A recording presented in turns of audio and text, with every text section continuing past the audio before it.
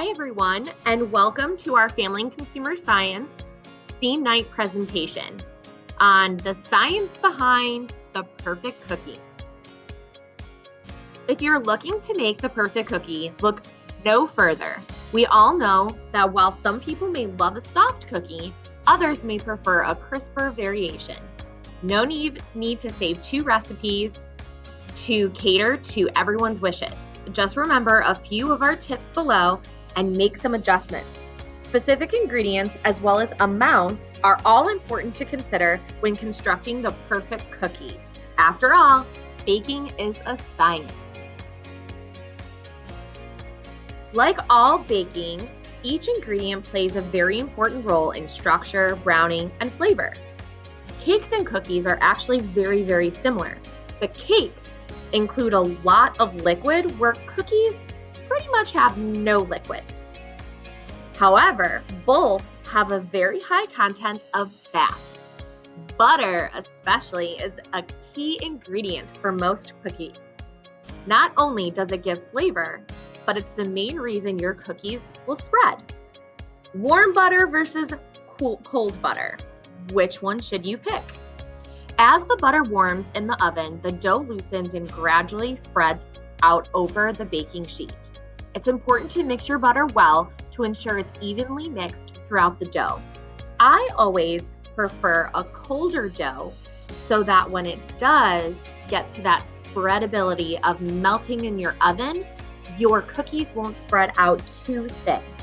If you don't want to mix with cold butter, just to make sure that your butter gets incorporated into your dough, one thing you could do is make sure your butter is soft to make your dough, and then put your dough in the refrigerator before you put it on your cookie sheet. All right, sugar. Sugar gives cookies that beautiful brown color and delicious flavor. If you're seeking a softer and taller cookie, try substituting brown sugar for white sugar. Brown sugar makes for a chewier cookie because it has molasses in it. It melts and caramelizes faster than granulated sugar. Granulated sugar. Granulated sugar will give you a crispier, thinner cookie. Many like a combination of granulated and brown sugar, like myself. It's just a matter of taste preference. Eggs. Eggs are a binding agent. Eggs are extremely important to help combine or bind all of your ingredients together. Eggs offer moisture and water, which eventually evaporate in the baking process. Adding more egg whites to a recipe tends to result in a taller cookie because it's not as heavy, where adding egg yolks create a higher volume, often creating a fudgier cookie. Flour's main function is structure. All-purpose flour tends to hold up better when you bake it in cookies. Cookies made with cake flour may be really soft and tend to crumble when you lift them off the baking sheet. Salt is so important in baking. Never ever leave salt out of your recipes. Anytime you bake, always add salt because it cuts down the sweetness and it adds stability and balance. When you think cookies, you're likely to think more sweet ingredients, but salt is essential. It balances the flavor of caramelized sugars. We even love sprinkling a little extra flake salt on our cookies to awaken the tongue and complement the sweetness. Who doesn't love a sweet and salty combo?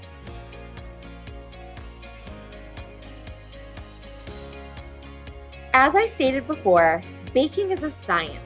Therefore, you need exact measurements when baking. Some say that baking is more difficult than cooking because of the importance of measuring every ingredient properly. Measuring properly is critical as the balance between each of the ingredients affects the final outcome. Size. The size of your cookie definitely matters. Consistency is key in baking. Consistent size gives consistent baking. Size impacts the time needed to properly bake your cookies, and unless you have individual pans to bake each cookie, your cookies will bake differently if they're sized differently. I recommend using a disher, or what most people consider to be called a very small ice cream scoop.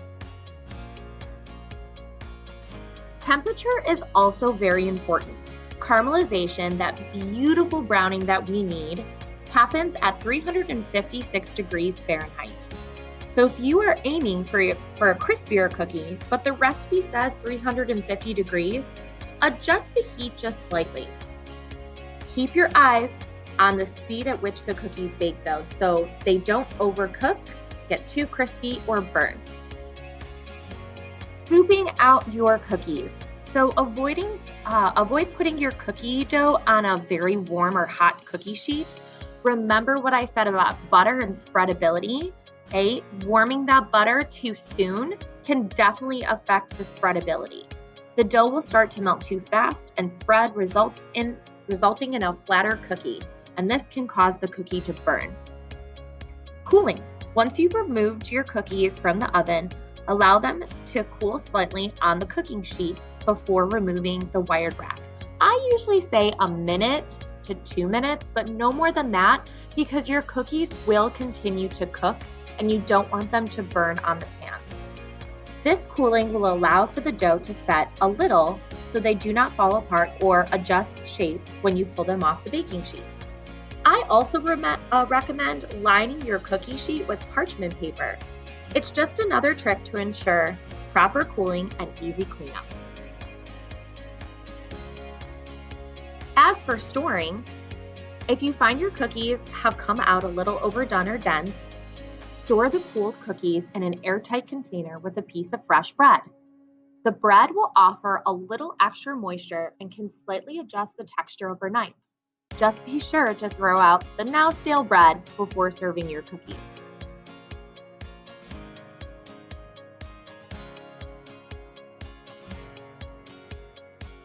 Now I'd like to show you a video on, more specifically, a visual on all the things that I just talked about with the science behind making the perfect chocolate chip cookie.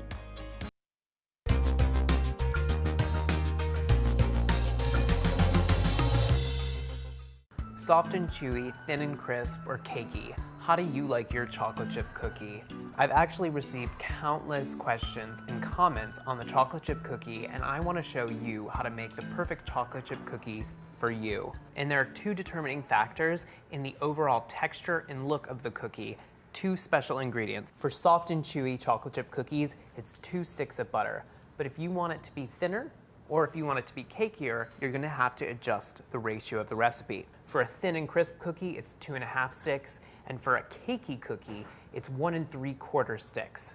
I'm gonna put the 2 sticks into the KitchenAid mixer here, and make sure you're using unsalted butter when you're baking. You always wanna be able to adjust the salt on your own. I'm gonna add the sugar now, and sugar is the other ingredient that really affects the overall texture and look of the cookie.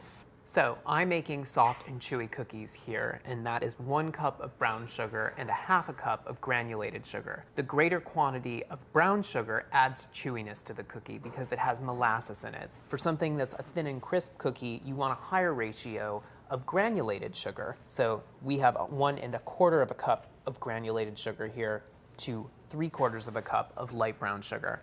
And for a cakey cookie, you need to reduce the overall sugar in general. And we have 3/4 cup of granulated sugar and 1/4 cup of brown sugar. So I'm gonna cream together the butter and the sugar, and that's going to incorporate air into the batter. And creaming is a very important step here because what it does is it dissolves the sugar into the butter, and it also incorporates air, which will help to leaven your cookie. So the butter and sugar is light and fluffy. And to this, I'm gonna add 2 eggs. Now, the rest of the ingredients for this chocolate chip cookie are the same, regardless if you're making soft and chewy, thin and crisp, or cakey. So 2 eggs, 1 at a time. You wanna add them into your mixture, your butter and sugar mixture here.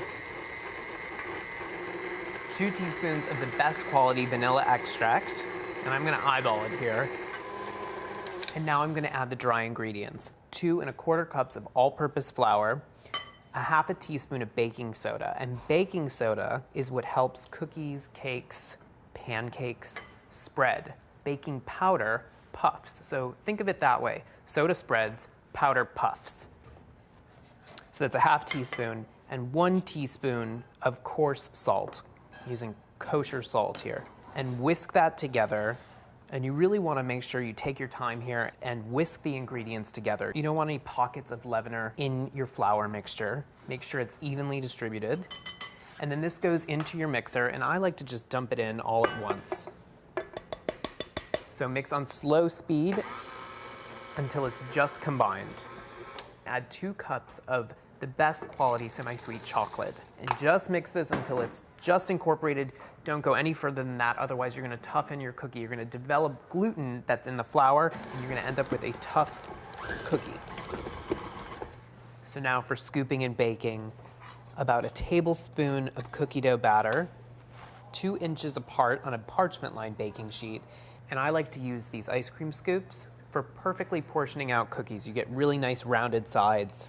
So these go into a 350-degree oven, and depending on the variation, whether it's chewy, thin and crisp, or cakey, it will take anywhere from 8 to 15 minutes. So there you have it, the trick to getting the perfect chocolate chip cookie just the way you like it. I hope you all enjoyed that video. Now, it's time for you to try it for yourself. Here's a traditional chocolate chip cookie recipe. I hope you all enjoy it.